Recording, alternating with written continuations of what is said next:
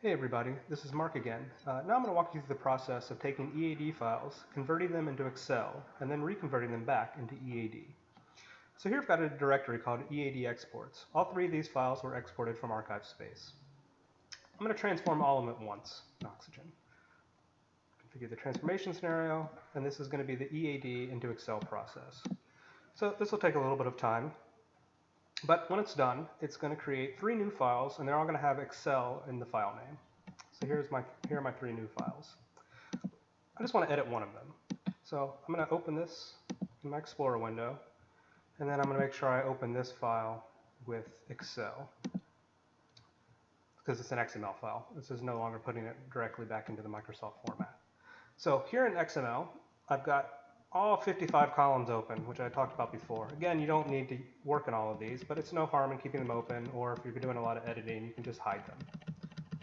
So here's the long expansion of all 55 columns. In this case, I just want to do a little bit of editing. In Excel, you can do whatever you want, you know. So here, I'm just going to search for script, because there's something I was looking for.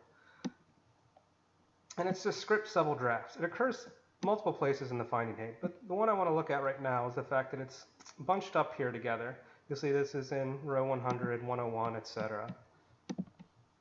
So you'll see all these different rows of description broken out, but they're really all for the same thing. They just happen to be in different boxes, so they're split out. Archive space and AT before it, would support multiple container groups, so there's really no need to split them out if you don't have to. So one feature I didn't mention before is the way you can actually group these rows together is to use level 0. So if I just make all of these rows into level 0 rows, all the script several drafts, that means they'll be grouped together with their preceding sibling, which is script several drafts. And what that means is you don't have to repeat any of the data that would be repeating, whether it's dates, titles, etc. In this case, the offending value is the title, so I'll just go ahead and delete all of those titles.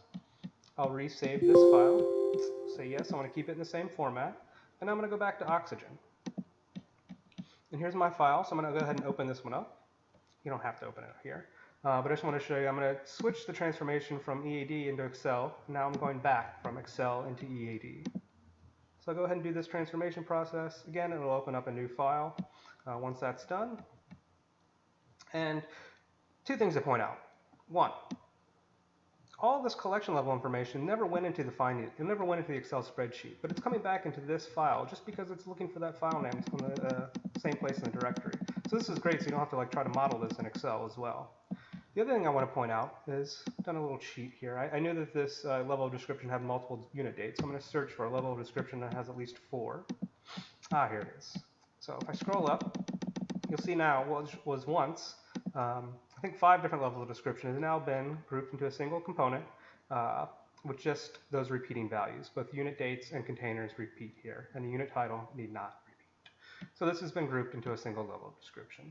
Of course, you can do a whole bunch more of editing things in Excel, whether you need to renumber things, do global find and replaces, etc.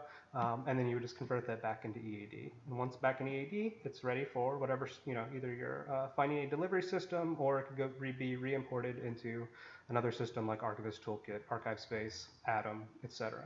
All right, thanks a lot.